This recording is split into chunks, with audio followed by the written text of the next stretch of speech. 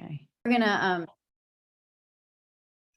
probably do it a little bit differently than what I had planned, since it's just 5 of us and we can really kind of talk through some things. But I do have some PowerPoint slides that kind of help generate some thoughts and processes. So if you would, in case you have dogs or anything else in the background, keep yourself muted.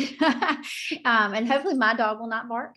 But and then as we talk, just unmute, and we'll remind everybody to undo that. Also, I have to fumble around between Zoom and PowerPoint. And so you may not be able to see me some of it while I'm talking. Some of it you will. Some of it you're going to just have to be patient with me. I'm not really tech savvy. That's why I was hoping Samantha was going to be a whole lot better than me, and she's better than me, but I'm not sure that she's, we both struggle like with Facebook.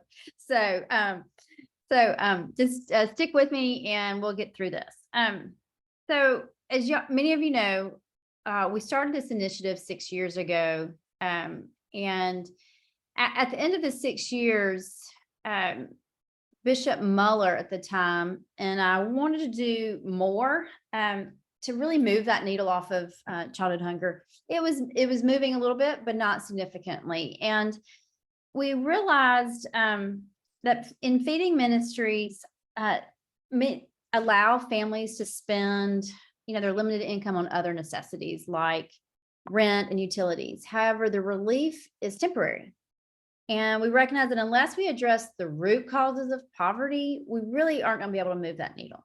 And so, especially when you're talking about generational poverty. So we wanted to have a bigger impact. So that's how we became 200,000 More Reasons. Our mission remains the same. We still would love to have 100% of our churches doing something around feeding ministry, which includes the actual ministries, public witness, and education for long-term stability. And we just believe that we've kind of redefined education for long-term stability. Those are 2 more words we're really focusing on these. I guess we've been doing it for 3 years now. It started during COVID. But this is what we think is the best opportunity for kind of really moving that needle off of childhood hunger. Y'all may have seen this. This is what I'm calling a lifeline. When we developed 200,000 More Reasons, we kind of changed it. And so what you all are doing is providing access to food now. If you have feeding ministries, you're looking toward the future success of the child by offering them literacy skills. And then hopefully for the next generation, they don't have to wonder where their next meal will come from. So it's access to food, increasing literacy skills, and then stability, which really is the longer version is that it's promoting a healthy and happy family. A healthy and stable family. And so that's our goal with this lifeline with 200,000 More Reasons. Obviously, literacy is the piece we were talking about today. I want to talk for a minute about the why, and I'm going to be asking you, what's your why in a few minutes. Each time I give a talk or I do some writing, I always come back to this scripture from Jeremiah 29. For I know the plans for you, declares the Lord. Plans to prosper and not to harm you, plans to give you hope and a future.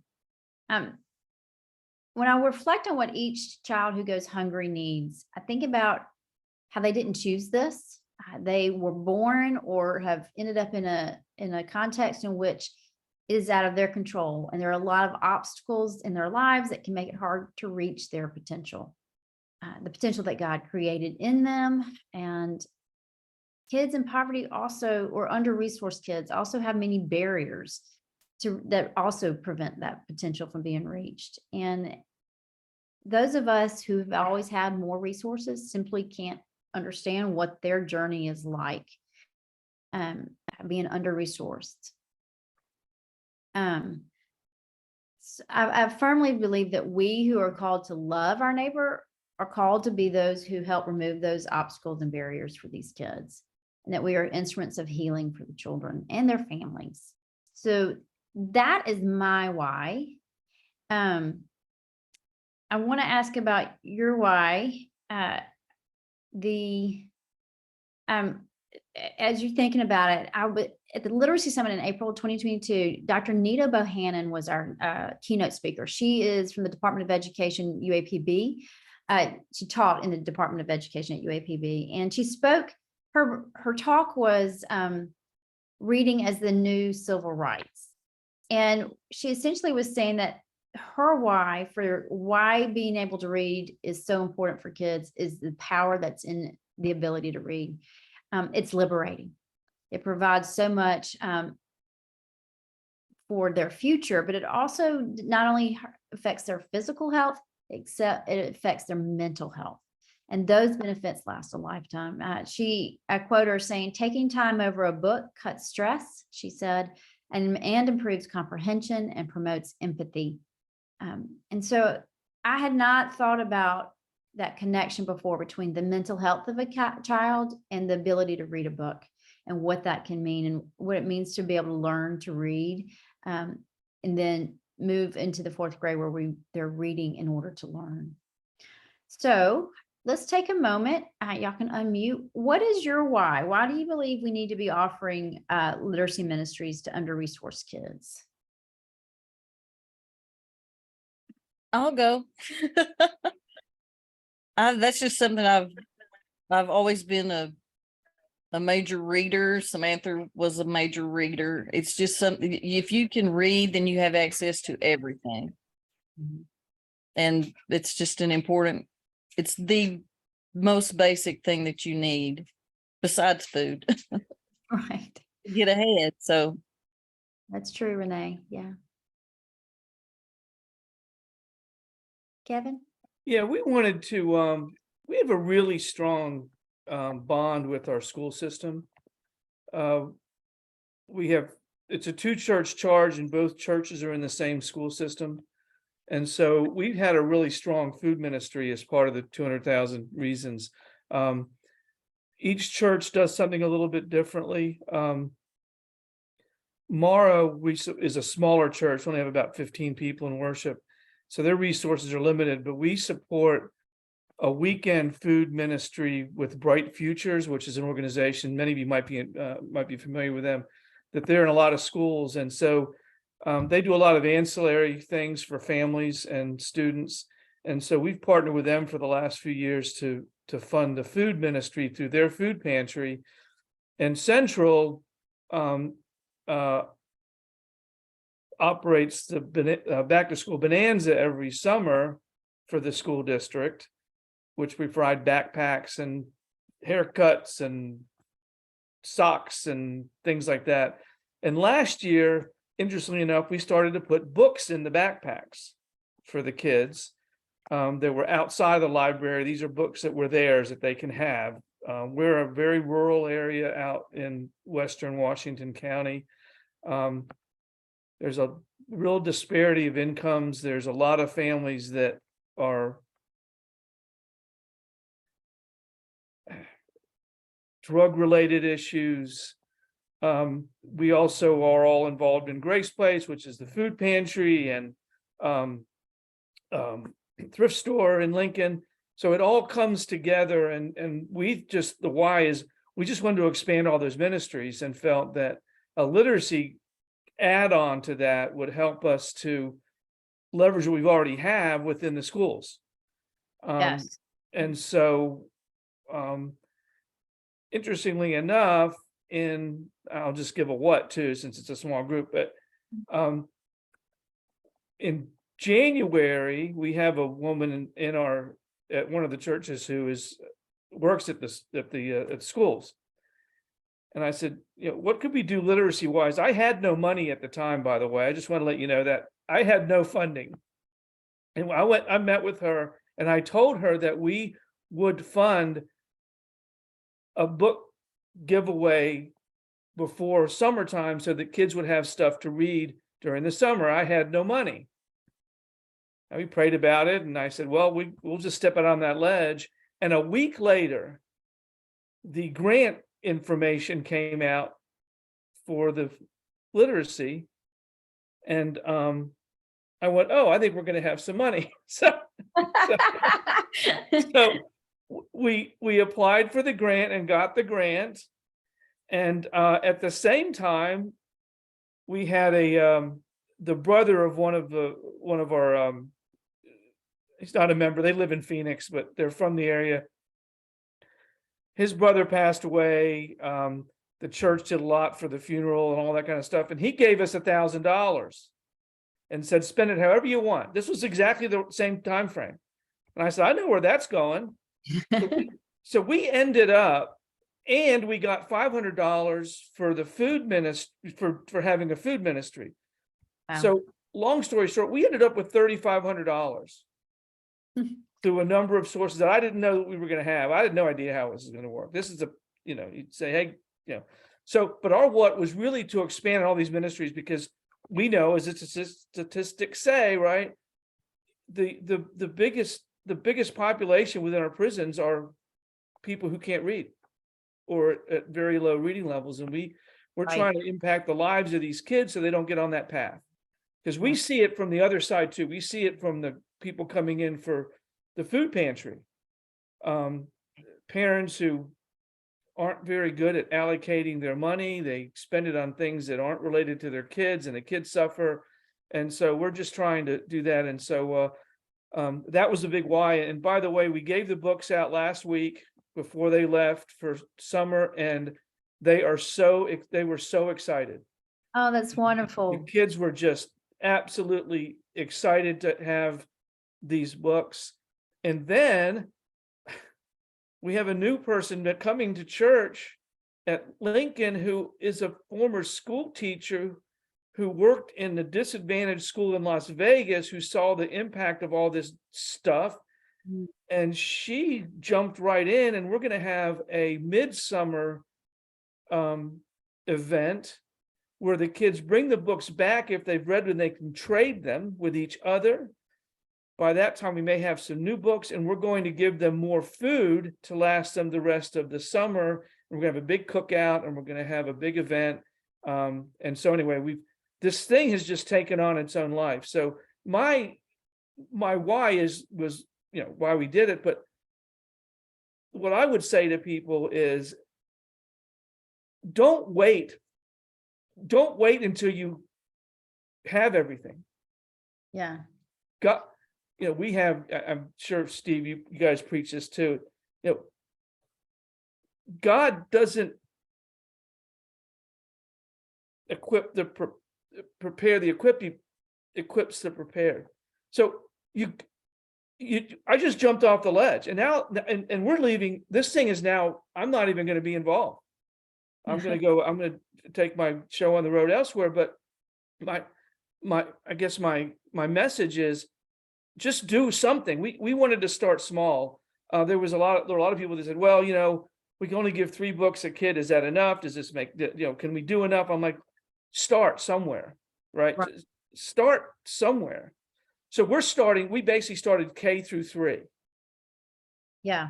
Okay. Sounds like I've got great energy there and an understanding. And I was talking to Bishop Merrill the other day, and we were just talking about 2 There Are More Reasons. And it was the first time she was able to say, not first time, but it's the first time we were able to talk about it. She's like, you can just see the Spirit moving in all this and working through all this. And Kevin, that's exactly what I'm hearing from you, is stepping out on that ledge, and the Spirit's behind all this, right? God is wanting us to do this work. And so it's just a beautiful thing to see that success. And it's So contagious. it is contagious, and it's contagious when people hear the stories. And so I will be putting Amy Ezel in touch with you to tell your story for us for the conference. Steve, I noticed you unmuted. Do you want to share real quick? Yeah, right quick. I mean, I've always had an affinity for ministry to children, just because of the call that Jesus had to let the children come to him when adults wanted to push them away. And then as I've become more involved with our schools through our Partners in Education program, I've seen the needs, and our community does really well. There are feeding ministries all over Fort Smith. You can go find food somewhere if you want it. But we're missing other areas. And so, we started the diaper ministry a few years back and reaching out to those parents. And part of that program was to do some parental education and provide books and learning for them. COVID came and messed that up. But as we dealt more in the school system, we saw these kids who were struggling just to make it through class because they weren't at the reading level they needed to be at. And we know the long-term impacts of that. And so our why is really the same as what Kevin and Renee were saying. It is to benefit these kids in the long term, to give them a future, because we know the future is limited if the reading level is limited. So. Great. Thank you. Jana, you want to take a minute?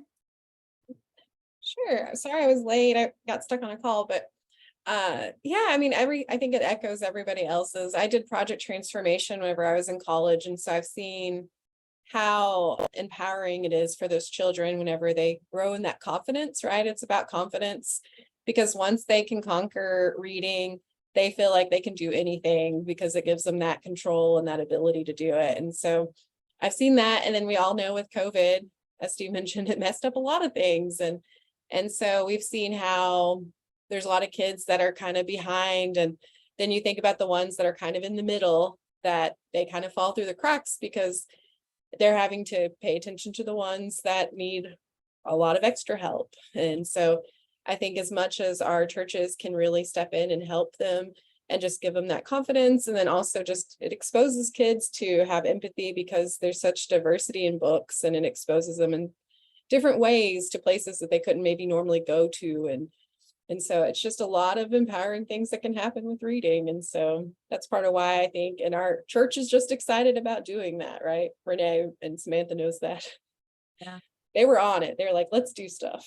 That's fantastic. Well, hopefully we can give y'all some ideas, or at least brainstorming ideas where just y'all can jump off and develop for your context. So let's real quick. The next slide is statistics. You probably know these.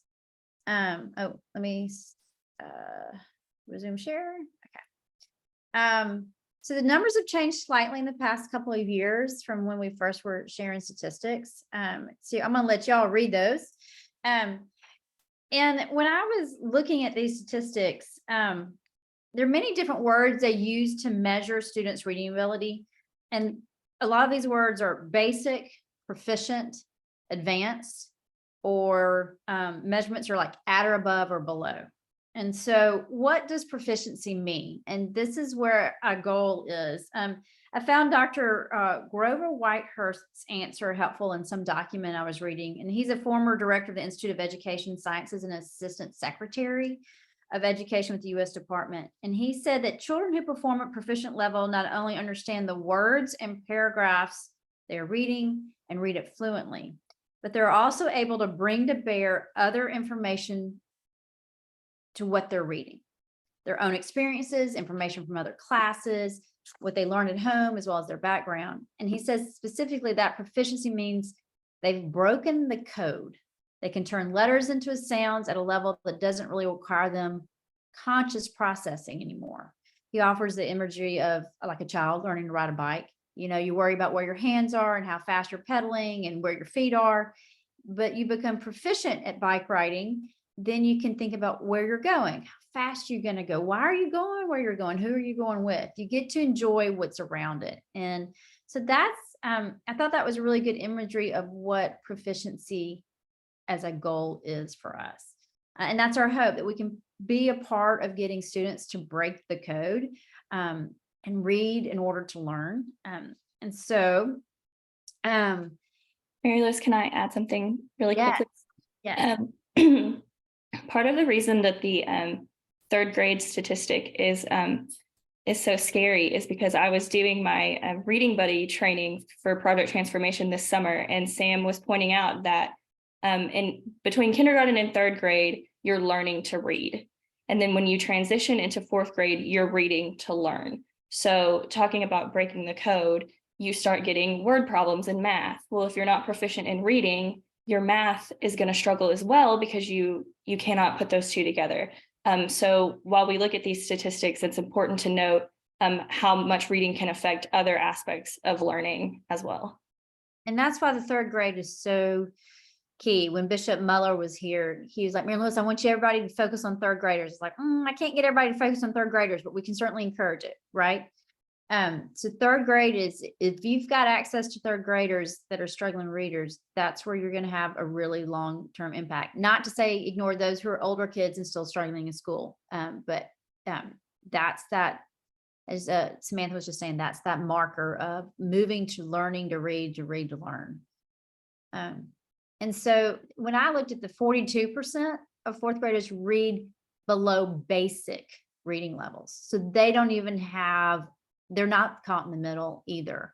So that's where we need to work. And then even eighth graders still don't meet proficiency standards.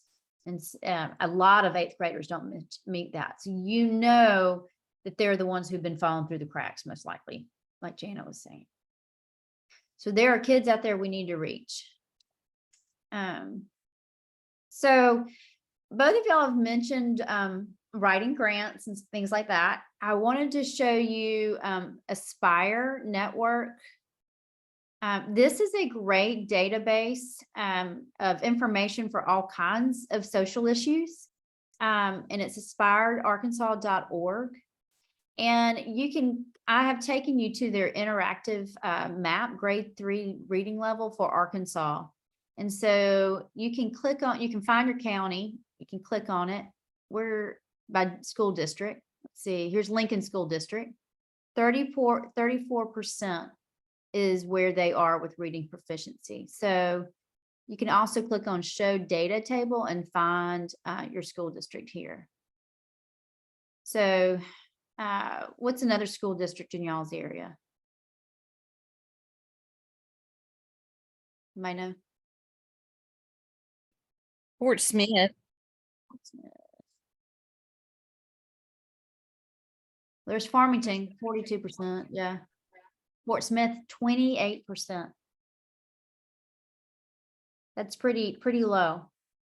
So you know there's a need there, and that's a great statistic to include in any grant you might need to write. And Farmington's a good school district.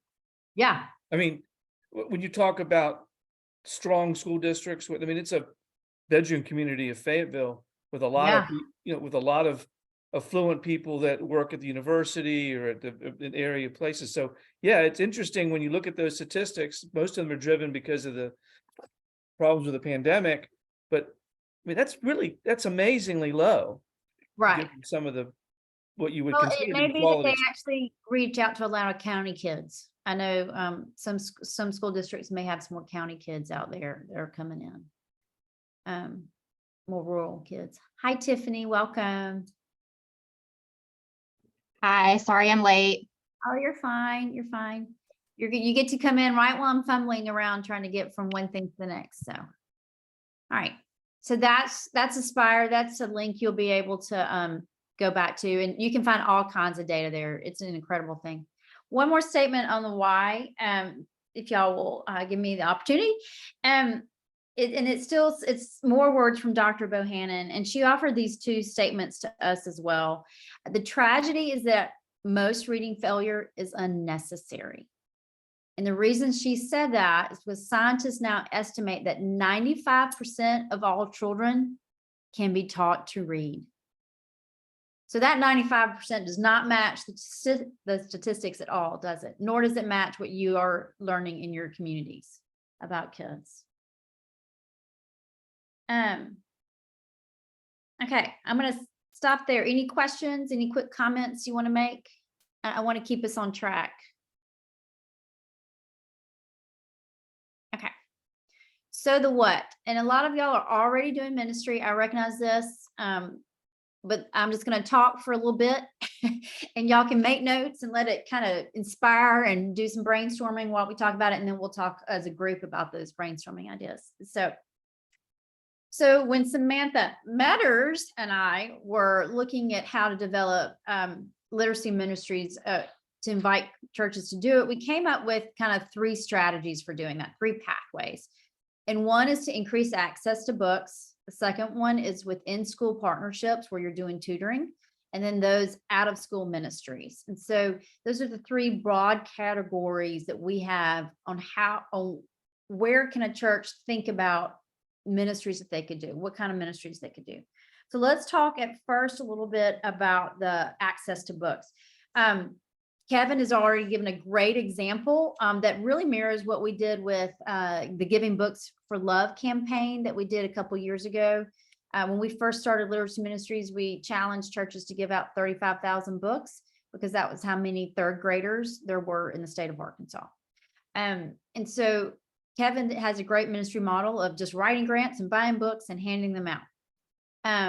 The other way a lot of people do it is the little free libraries that, are a lot, excuse me, a lot like the blessing boxes where kids can come by and pick them up. And churches are good about putting them either in their church yards or at parks and near schools where they know kids are walking by. And then they just monitor those and making sure there's appropriate books in there. The reason for access to books, and y'all may have seen this statistic at other gatherings we've had, especially at annual conference, but it's staggering. So for every middle or upper income family, there are at least 13 books per household. But when we consider low income households, there's only one book for every 300 children. And I did not come up with that statistic. Evidently, obviously it came from Imagination Library, the Dolly Parton Imagination Library, which is another great way to make sure kids have access to books. Many schools will sign their kids up. If you have a great partnership with the school and they don't have a way for their kids to sign up for Imagination Library, go online, figure that out and go talk to the principal about doing it. They get a free book every month. And your church can also be a sponsor of an Imagination Library. So you can say, we want to sponsor this in our county. I think it's maybe $60 a kid for several years to buy them books. So it's a very reasonable price. You can look at what it takes to be a sponsor. You can look at what it takes to sign up kids. But Imagination Library is a great way for kids to have consistent books coming into their homes. Gardner Memorial here in Little Rock is North Little Rock has a very low income neighborhood, and they have a blessing box outside. And I was over there visiting with Joy Cameron one day, and she mentioned that people visiting the food pantry will stop by. But even like the little preschools that families have in their houses, or somebody may have a small preschool in their houses, they have a couple of those in the neighborhood, and those ladies will come over and pick the books out and read them to the kids and then bring them back. So it's interesting to see how many people find ways of using the blessing book boxes. Other ministries that hand out books or let kids select books when they're at a food pantry pickup, meal drop-offs, and other feeding ministries. Chase Green is starting a second pop-up library in his new church. And Jana can correct me if I'm wrong, but as I understand it, the church shows up at certain school and community events, offers food, sometimes school supplies, but always free books. They're pop-up libraries and pop-up distributions of books. And it's a great community connecting event too for them. You will see, I forgot to mention on our website, and I'll show it to you later, Elm Springs has, where they hand out books at their feeding ministry. So these are just a few quick examples of how to increase access to books. And so here's what I want you to think about if that's the path you choose. Like meals, we invite you to do it when kids are not at school, when they don't have access to books. So during the summer, they don't have access because they can't get to their school, inside their school anymore. If their parents are both working, they can't get to a library, if their parents are even willing to take them to the library. So consider, how do those kids get books when they're not at school? With each of these, I'm going to kind of give a pro and a con. The pro is you're increasing access to books. The con here for me is there's not a lot of interaction. You can't really make sure they're breaking the code. So to me, this is a first step. I'm hearing from you all a higher energy and really wanting to go to the next step. I'm sure whatever you do end up doing, it will include increasing access to books. So the second one is the in-school partnerships or the tutoring. And I heard Steve say he's got a great relationship as a partner in education. It sounds like Kevin, y'all might. I don't know about Jana and Renee and Tiffany, if y'all have got strong relationships with school. Pulaski Heights is where I go to church. They have had a long-term tutoring program, and I have a video of how they do it and what they do it as well. I wasn't going to show all the videos. Y'all can go back and watch them. They're like 8 to 14 minutes long, so it would take up too much time.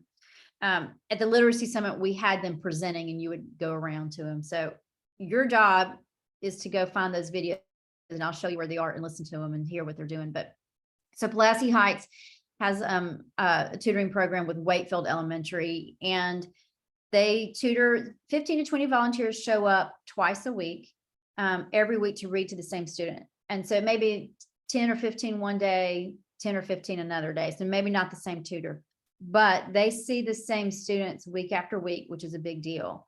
And the kids needing help are identified by the teachers, and they get 30 minutes of reading with the volunteers. And it does take a good relationship with the school counselor or principal and the teachers, because 1, you need space, 2, you need to be able to pull them out of the classroom. So you've got to have a good relationship with that. Especially if you're going to a new church one day and they don't have a strong partnership with the school.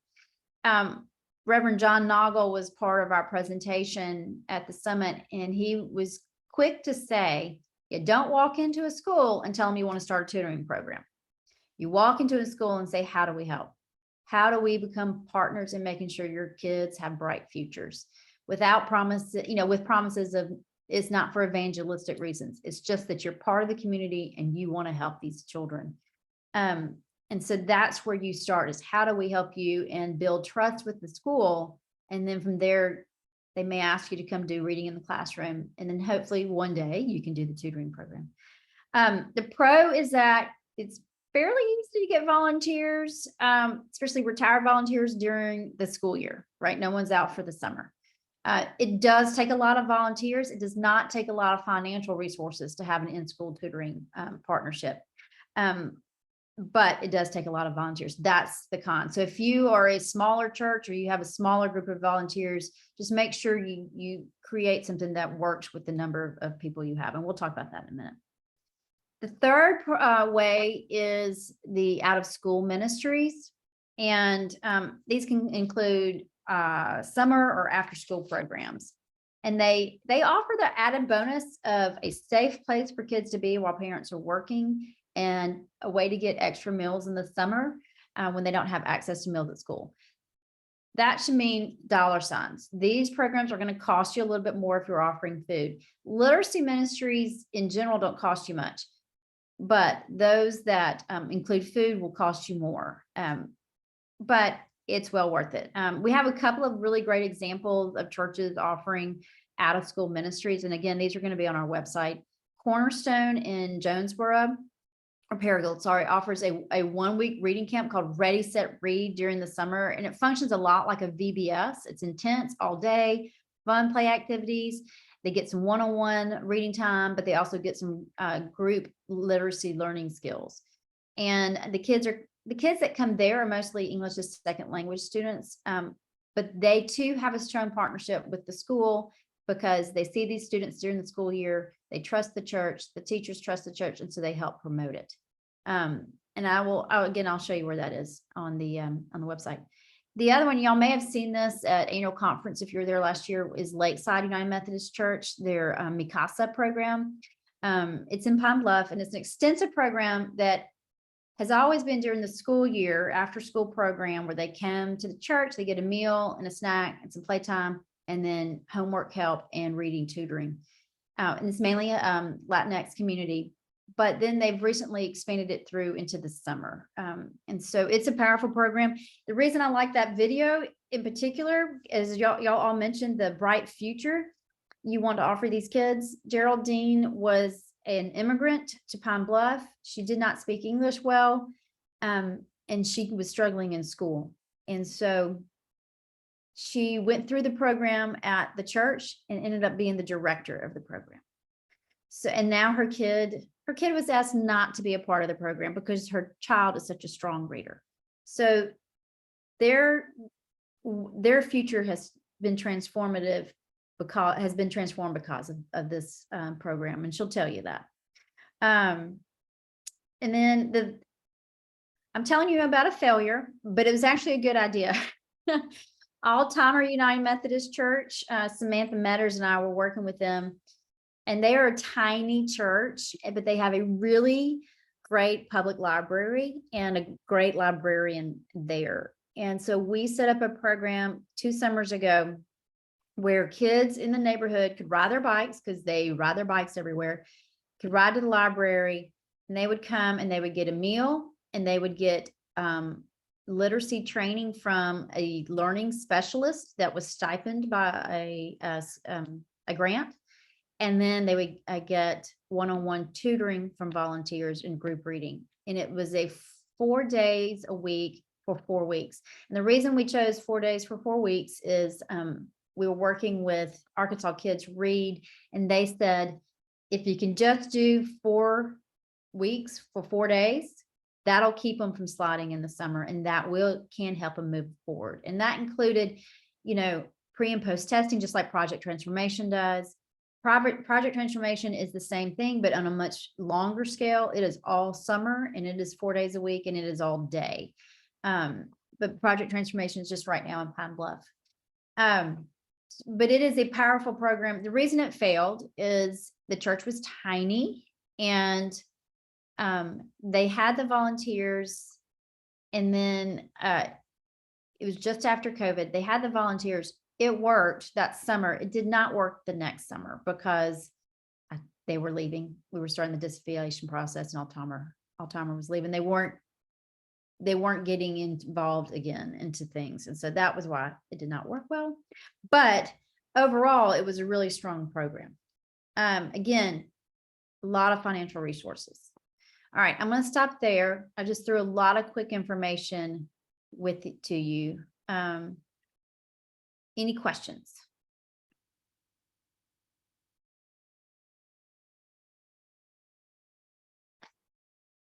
I just want to add in something that Mary Lewis and I really focus on when we're looking at grants that people apply for through 200,000 More Reasons is sustainability. And so while you're brainstorming any of these access to books in school or out of school programs, it's important to think about if you need the funding, it could start out come from us, but how are you going to continue that forward? I was in Valonia a couple of months ago, talking to them about their summer literacy program that they're about to start. And the lady that runs it was telling me a story. They go into their community, pick the kids up, and bring them back to the church.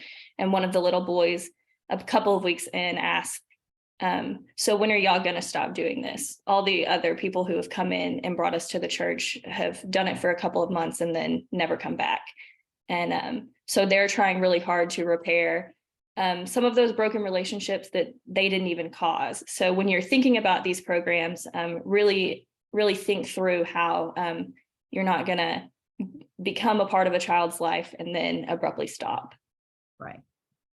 It's a commitment. It's a commitment. And if you're going to break the code with the child, that takes time. That's not a quick one. I was just going to give talk about a little tip. I mean, and this is from years of experience with lots of congregations and ministry work, is it's really important not to overcommit your congregation. It's easy to get really enthusiastic at the beginning of something. I could probably sell ice cream to an Eskimo, but they don't really need it. And, but so, I think it's important, and you've gone through some of those projects, is it's important to match the ministry with what the congregation can actually deliver. And I'm not talking about one time, I'm talking about long term. So if you're looking for somebody, if you're looking for something that's going to last for 5 years and you have a congregation that's average age of 80 years old, that can be a reach,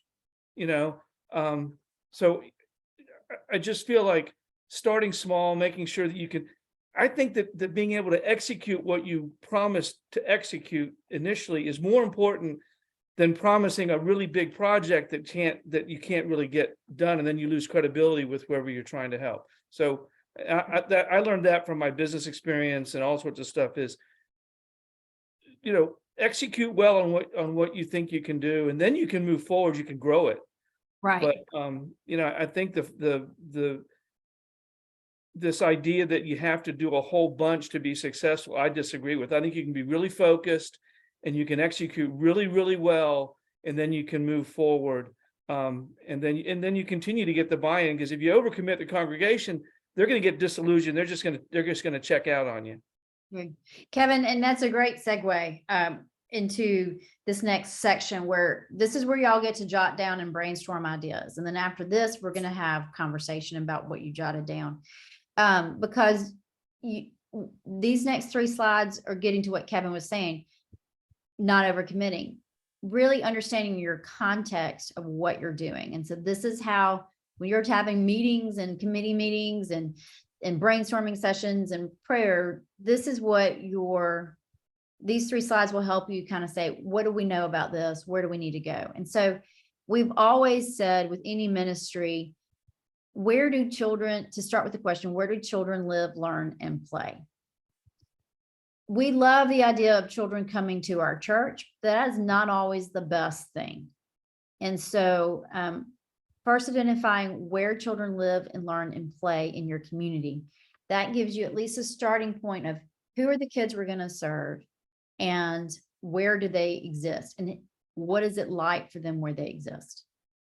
And then the more specific question, who do you serve? Not only who can you serve, but who are you serving already that is a potential audience? Like for those of you with feeding ministries, are you serving families with children? And then how can you connect with those families and say, hey, how are your kids? What else do y'all need? Are your kids doing good in school? You know, are they struggling to read? Just finding out a little bit about those families is a great starting point. Plus, you already have trust with those people. They show up every week for a meal or a feeding ministry, so they kind of know you. And so that's a good place to start as well. And these are just starting points. And so then where are your partnerships? Who are your people that you already have partners with? You were talking, Kevin, about Bright Future. And so what partnerships exist that can help you do something new or different, expand or create? And then who else do you need to know? Who are your potential partners? Who else has kids living, learning, and playing near them? Is it a Boys and Girls Club? Is it another church? Is it a school? Who are your potential partners there? So just take a minute and jot down quick little notes to yourself or have a few thoughts. Where children live, learning, and play in your community? Where do they serve? And who are or potential partners for you?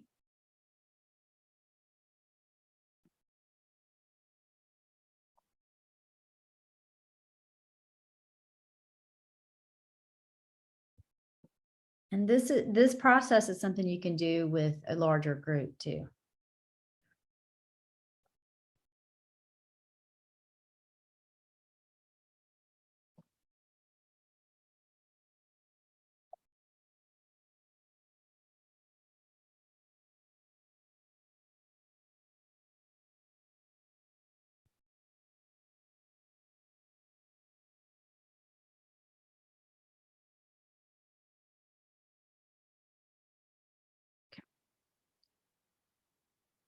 So on this slide are a list of questions that other programs have had to answer.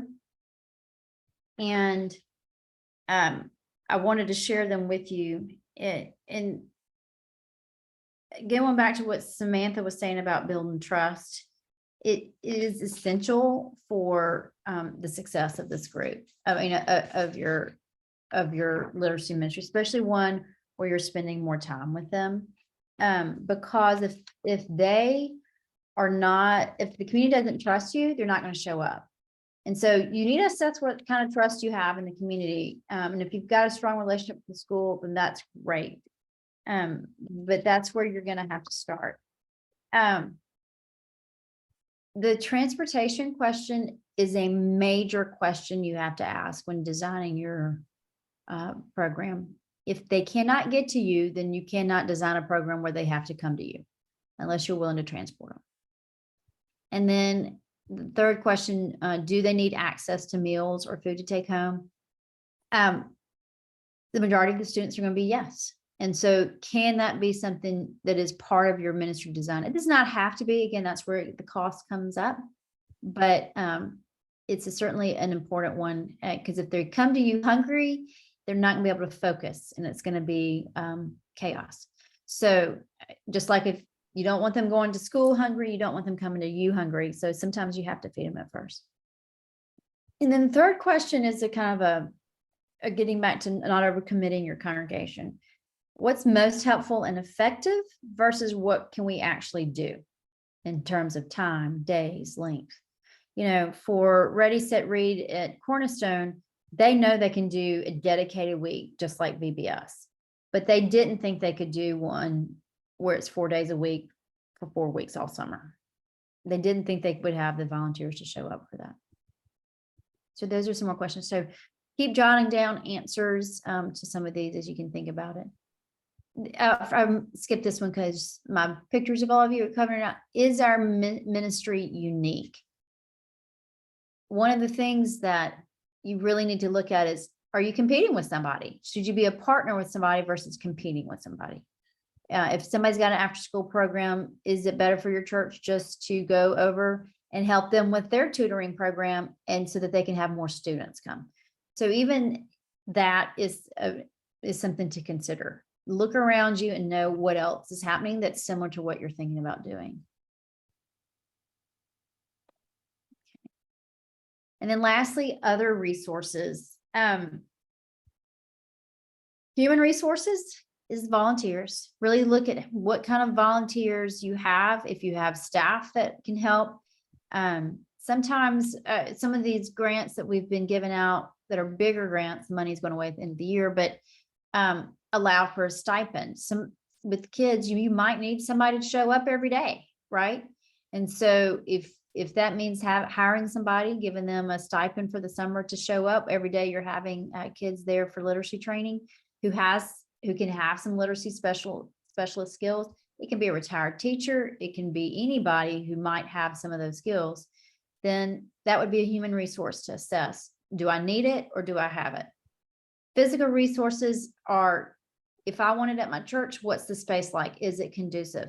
Or do we have other physical resources in the community that would be better for these kids coming to, like a public library? And then your social resources. Those are, who do I know and who do I need to know? Who are the teachers in my pews? Who are the educators?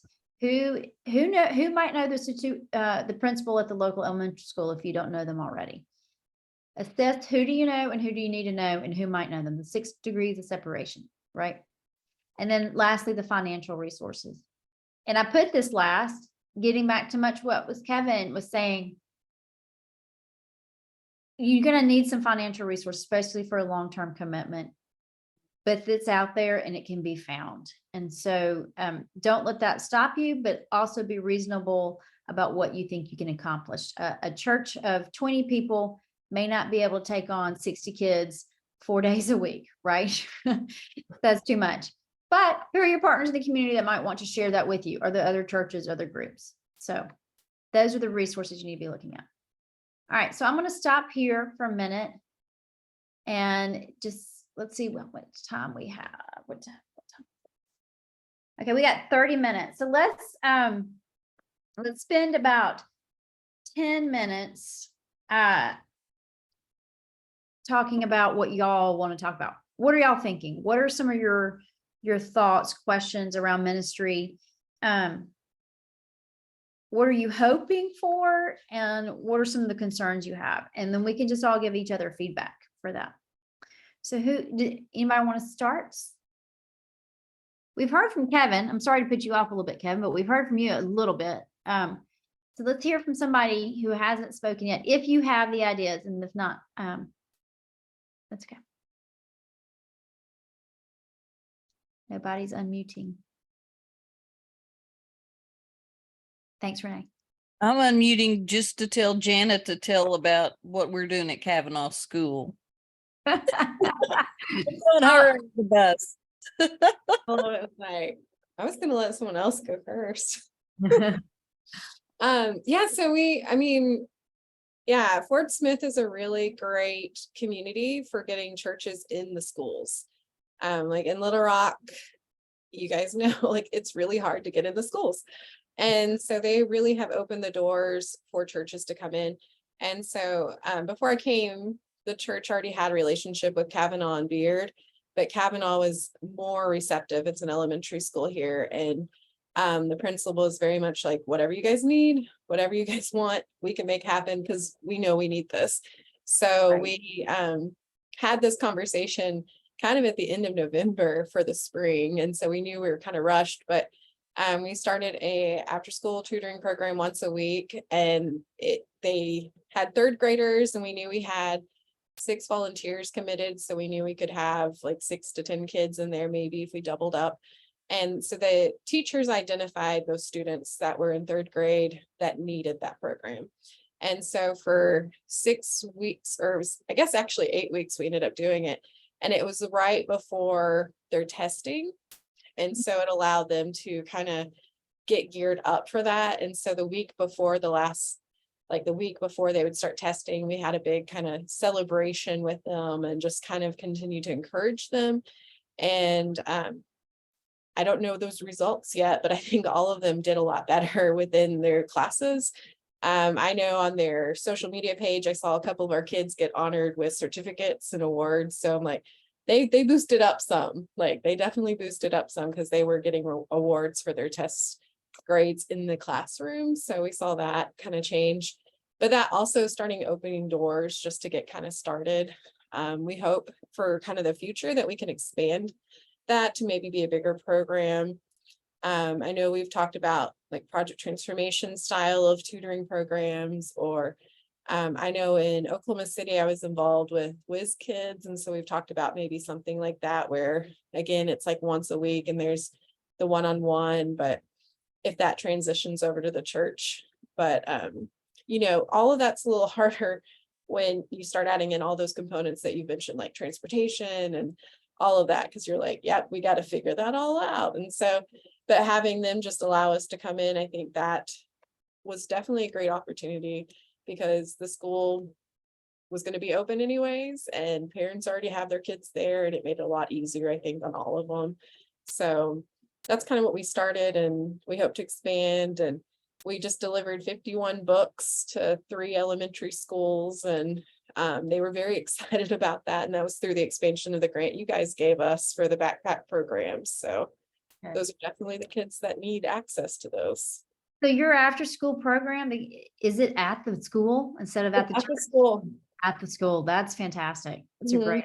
We, the volunteers just come, and the kids came from their classroom over to, it's kind of like their resource room, kind of, and we would just meet in there, and at 4:30, we'd walk to the entrance of the school, and the parents would come and pick them up from there. That's really great. Mhm. Okay. I was gonna say, and ironically, part of why Chase isn't on here, he was wanting to, but he's doing the pop-up library today, so they're kind of, they're getting all that together, and they're gonna hand out food at Ballman Elementary and hand out books as well, so they're very excited about that. Yeah, we need to get him a check. You're on it. Okay, good. Yep. All right. Anybody else want to share? Ideas, thoughts, concerns? I think one of the things that we're trying to focus on right now is building relationships with the administrators in the schools, because like you were saying earlier, you can't just go in and tell them what you want to do. You go in and find out what they need. And so, we've got a partner in education officially with one of the elementaries close by us, but this spring we've reached out to 4 of the other local elementary schools and started to begin to build those relationships with the principals and staff so that we can see what other needs there are. And it's way too much for our church to handle all of it. Because our biggest struggle is we have people who will give money to a lot of different things, but we've got a lot of older people, like most of our Methodist churches have, that just don't have the energy to go spend with kids anymore. They've done that for 50 years and they don't want to do it anymore. And so it's trying to figure out how we can balance what we know we can get and what we really need. Yeah. You know, in those situations. But we were able this year because of a grant that we got through the Wingate Foundation to our Dapper Dandies ministry, to donate $4,000, $800 to each of 5 local schools, so that they could purchase a book or as many books as they could, so that every student in each one of those schools got to take a book home for the summer. Right. And it was intentional when we did it, that you give it to them at the end of the school year so they can have something to take home for the summer to read. And we let the teachers select the books and work with their kids. We just gave them the money and said, y'all do it. But then we were able to we've been to 3 of the schools to help distribute the books and be a face that goes along with it, you know, and because we think that's important. So I think that's a big part of building to what's next. And I don't know what the next is yet, but if you don't build those relationships, you don't get started. And that's kind of where we are. You mentioned not having a lot of volunteers, but having the check. We gave a grant to Geraldine at Lakeside United Methodist Church last year, where she actually wrote in her grant application stipends for college students to be tutors, to show up every week, because they didn't have enough volunteers showing up to help tutor the kids. And that was a great resource for us to be able to offer her. Yeah, we wanted to do Oh, that. that's good. We haven't gone to the tutoring. We've gone to some folks going to reading classes and stuff like that, but we haven't gone to a tutoring program. That's something that we've talked about and may or may not happen, but it's still being in the school and building relationships that is what seems to be working. Yeah, and showing up every time. Yeah. I know you Yeah. heard enough from me, but I want to piggyback. And we on haven't something. heard enough. I just want to give the other people a That's chance. okay. No, I want to piggyback on something that Steve just said. So we have a really good relationship with the school. So what I wanted them to do was to give out books that were reading level appropriate, not grade level for the student. Mhm. And because I twisted an arm or two, because we do a lot, they agreed to go through and identify each student's reading level so the librarian could order the books based on reading level. So if a 3rd grader is at a 2nd grade reading level, they get 2nd grade reading level books, so they can build the confidence to be able to read it, etc. So that just, Steve, that just adds an additional to your point, to make your point. It's really important. It is. We found that the administrators and the teachers, when we said, hey, we're going to give you $800 to spend, all you got to do is do the work to pick the right books for your students. They were more than happy to do that. You know, you would think they didn't want any more work, but they jumped at that opportunity. Wonderful. Tiffany, do you have any thoughts or want to share, or? I'm trying to figure out how to incorporate some literacy with our food programs we're trying to start. I mean, we've handed out books, but one of the things we're looking to do this summer is a cooking class, and we're going to have childcare. So I'm trying to figure out, could we incorporate that with that childcare component for the families? So. Right, yeah. You know, I was talking, and I've heard this from several different churches, just having somebody for them to sit on their lap, and a child to sit on the lap and read a book with them, is a great start. I mean, just a reading buddy. You can do the whole program from beginning to end, test and pre-test, but also just showing up to read with those kids is a huge start, and helping them find their way into that book, seeing themselves and what they can get out of it. So, yeah. And I'm going to show y'all some resources here on books and curriculum and things like that. So, all right. That sounds exciting, Tiffany. I remember your grant. Okay. All right. Let me share my screen again. And I got to go here. Okay. All right.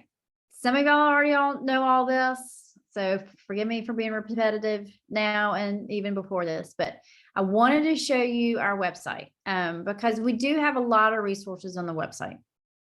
And We add to them as we find them. We are under, hold on, I gotta move this so I can see where I'm navigating. Our conference ministries initiatives, that's where we are, 10,000 More Reasons. And on the homepage is, you're gonna see Lakeside Mikasa program, some stability stuff as well, but, and then these are two other students who went through it as well and saying what they gained from the Mikasa program. One of them is now a doctor in Guatemala. And then if you click on, sorry, this keeps hiding what I need to do. If you continue to scroll down, you're going to find, we kept this on here just because it's a great way to, it has great resources on how to get books, and how to pick books for a donation drive. And here's a link to the local Imagination Library affiliate. And really, I'm just showing y'all this so y'all can just scroll through and find it. Like here's a list of ideas for reading lists around April is National Poetry Month, another Dr. Seuss month. Here's that statistic. Y'all may have seen that card, and we have that card at our table at annual conference, the 1 in 13 versus 1 for 300 kids. And then this is a group, this is Melinda Shunk when she was our children's director. She did a somewhat lengthy video. She has lots of words, but she has really good words. And it's how do you pick out a book to give and to donate from your own library. So that's what that is. If you go up here to focus areas, you're going to see all three. Literacy, I'm not sure why it says giving books for love, but so this is it. And we've got to update our statistics here. The Nations Report Card is another great data resource. Like if you're writing a grant and you need to know more statistics, that's a great place to get them. Here's another link to Imagination Libraries to help children build their personal libraries. Y'all all know about Scholastic. And some ministry ideas, host book clubs for teens and elementary age children, children's age of 5. So when y'all are talking about the trade the books back in, it could be like a book club thing, right? What'd you read? Oh, let's all read it. And what do we think? I think Wyatt Memorial was here in Little Rock was thinking about doing that. They have a bus stop snack program. And so she was thinking, and I don't know if she ever actually did it, but the kids came by on a regular basis to get a snack, get a hug from Miss Lewis. And then she was thinking about inviting some of those kids to just stay a little bit longer and discuss a book they've all read, the same book they've all read. And then here are all those videos I was talking about. Okay. Here's the in-school tutoring video at Wakefield, where she tells you everything that she has needed to do this. Here is the out-of-school Ready, Set, Read at Cornerstone. It's a 13-minute video, but they tell you everything. And I'm going to show you where you can actually get some of their physical resources. And then here's Elm Springs, Denise Crutchfield talking about how she's handing out books with her feeding ministry.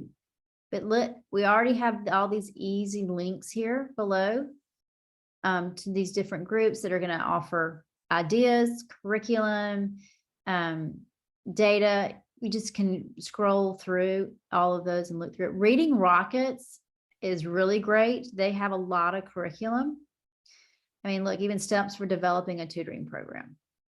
So I do not create resources. I just connect, because there is no reason for me to recreate the wheel when I don't have the experience. And then here's some more resources about where to find books, Sacred Work Books, the Book Bundler. And that one may be a little tricky about how you buy the books. And then there's Warrior Gabby Books in Searcy, which is kind of far from y'all, but if y'all ever find your way over there, they get a whole bunch of used books and sell them really cheap. And then this is a great, like if you're doing a specific reading program, these sets of books will give you grade level reading books. And so this is links to those books there. So that is all underneath the literacy tab on our website. Under focus areas, you go to literacy, and that's what you're going to find. Okay. And we have all kinds of resources around hunger and the stability pieces too, but this is where we are for today. Okay, I'm gonna take you back to the Google Classroom. And so, y'all jot these down, but I will try to share these slides with you as well in a Google Drive. These are the codes you need to go to a Google Classroom that Samantha Metters started. So we have two different ones, and here is the Delta. This is the main one, the Delta Literacy Cohort. And see, you have that code there. I automatically go into it, so I'm not exactly sure what it looks like for you guys. But when you do that, then you go to classwork, and it is pretty much what she ended up doing with two churches, sorry. And she recorded the session so you can hear them talking. And it's going to be a little bit like what we did today, but much more in depth. It's around preparing and planning, program, and provide. And so you have the recordings, and she goes to Aspire Arkansas Mission Insight presentation. I don't know if all of you are clergy would know Mission Insight. You have access to that, I believe, to kind of get the demographics from your area. And so there's a video about it that you can also watch. Questions to ask when you're researching, and then the videos that are already on the website plan. And then here is in module 2 of planning, like literacy resources. And it's a spreadsheet, 2 pages. It covers a number of literacy-based programs in and beyond Arkansas. So you can look at what other models are out there. This is not updated. Our grant application is pretty much the same every year, so you can at least see what we ask in our grants. This is actually Chase's Burns ministry planning template when they were doing a literacy ministry. He loves an Excel worksheet more than anybody that I know, and he would develop a kind of a planning checklist for that. So that's just something you can look at. I'm trying to find. I believe we have all the resources from Ready, Set, Read on here somewhere. And I knew this the other day when I was looking ahead of and preparing for this. So let me see if I can't find it. Chase Burns is Ready, Set, Read, if that's helpful. Yes. No, it's under module 3, programming. I just couldn't see it with everything. So here, Paragould has allowed. Oh, they've shared all their documents. So if you go to this classroom and then you go to that module 3, she's got all kinds of documents in here. Registration table, so you don't have to reinvent the wheel. And y'all, Danielle Honeycutt and Angela Newby are great resources. And so you can just click on all those and those will open. Okay, so that's what I wanted you to know about the Delta Literacy Cohort on that main one. Okay, need to go back here. And then the Google Classroom for Literacy Summit, it is not as prolific. We wanted everybody who presented to provide us documents, and they just never really did, unfortunately. And so what we do have in here under classwork is Dr. Nita Bohannon's Google slides that she did, and more literacy resources that will probably be some of the same on a Delta cohort. Yeah, it's a lot of the same thing as the Delta cohort. Funding resources document, which is also on our website. And that is, y'all can just tool around. It may not be extremely helpful, all of this, but it's there to see if you can't find it. And there's example documents here, but I don't know. All we have is Ready, Set, Read. They were the only ones that sent stuff in. So anyway, so look there if you want like ideas, and if they'll give you curriculum ideas as well. Okay. The future train, be on Facebook with us in the conference. And I know y'all don't like to read a lot of email, but the conference newsletter usually announces a lot of upcoming trainings that we're having, such as this one, Adverse Childhood Experiences, which will be September 9th, 9 to 3. And this is if you have volunteers, you know, we're going to be working with kids or actually anybody. This is actually not just 200,000 more reasons. This is for all clay, all large lay, all clergy. Sorry, I can't talk now. Clergy and lay, youth ministers and children's ministers. And has anybody ever heard of ACEs? Y'all know what I'm talking about? Janice shaking her head. Yes. ACEs is adverse childhood experiences. And so essentially there's this research out there that says kids who experience 2 or more traumatic events will have an impact in their social and cognitive development. And essentially it helps us understand what other kids are bringing to bear in our interactions with them, but also other adults, especially adults in low income families or who have had hard situations. And so these ACEs are as divorce to seeing violence in your house, having someone who abuses drugs, having somebody in prison. These all have a traumatic effect on kids. And so we're going to learn about those experiences, what it means for somebody, but then we're also going to talk about how do we design ministry that understands that people come to us with trauma, and how do we recognize it and what do we do with it? And so it's going to be a really great training. We have great people who are going to help us. Dawn and Edna are certified therapists. Eva is a pastoral care, director of pastoral care for Methodist Behavioral Health. Brittany Strick is, if y'all don't know her, she is with the state extension office, and they offer all kinds of free trainings and things for anybody to offer to the community. And Reverend Mary Jane Cole will be helping us. We understand this could be triggering for people, especially if you've had some trauma. And so we're going to do a little work around that as well. Powerful training. I hope y'all will go. I hope you'll send your volunteers. I think it can help in your ministry and in your volunteer outreach work. And then lastly, the Methodist Foundation will be repeating a training they did here in Little Rock on August 24th and 5th. It too is free, and it will be in Northwest Arkansas. I actually don't know exactly where. And I'm offering the grant writing piece of this. So I need to figure out where we're going to be. But it's grant writing with me one day, and then the next day is a fundraising workshop. And I believe the foundation will, if you need a hotel, will even pay for your hotel. So they will pay for all of it. So all you have to do is show up. And I hear that it was very helpful on the fundraising side a lot. The grant writing is focusing on the perspective of somebody who reads grants, not necessarily one who's writing the grants. So what do we as readers and people of reading and evaluating grants want to hear from you? And so that's what that is. So I encourage y'all to come to that if you need it at all. Mary Liz, I just thought of something Yeah. very important. When we're thinking about working with kids, it's important to have all of your volunteers safe gathering trained. Yes. You So, have to have them safe. Yeah. yes. So that information can be found on the conference website, how to get all of your volunteers trained, and that is good coverage for your church and is important to have.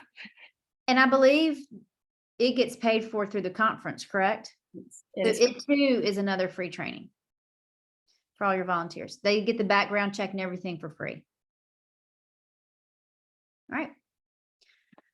Woo, okay. We've covered a lot of ground. How do y'all feel? Did we give you what you need? Do you need more from us? Because we can get it.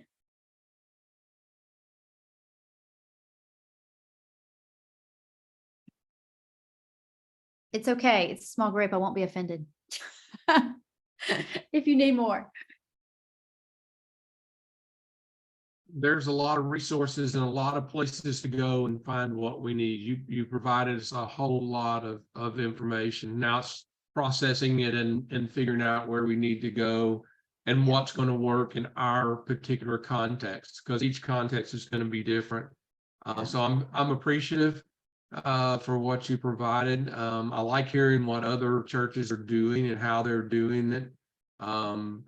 Somewhere along the way that spurs ideas, even if they don't turn out to be the same, it still sparks that creative juice that says, oh, if that church can do that, we can do something similar. And so anyway, I'm appreciative. So thank you. Okay, thanks, Steve. Thanks, Steve. And you have a wonderful resource in Samantha Menley. This is what she does. She has those conversations with you guys and helps you brainstorm and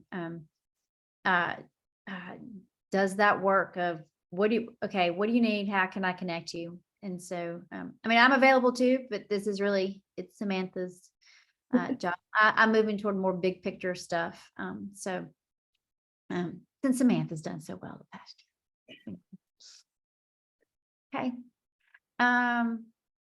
Well, great. Well, Tiffany, I know we sent out some ideas to you before, so certainly keep talking to us as you figure things out. We're happy to help too. So, okay. Y'all, thank y'all. I appreciate your time today. And if you're joining Bishop Merrill, you've got about a 40-minute break before you have to get back on another Zoom. So, all right. Thank you all. We appreciate you. Good luck. Keep us posted. We want pictures, we want stories, and we may even get Amy to come do stories, the communications team. So, because as Steve said, we know that's how other churches get ideas and get inspired. I can talk and talk and talk and be a talking head, but when they hear another church doing it and they know what they're doing and how they're doing it, that's what's really inspirational. So great. All right. Thank Thank y'all. you. Y'all have a great week. You all. Bye.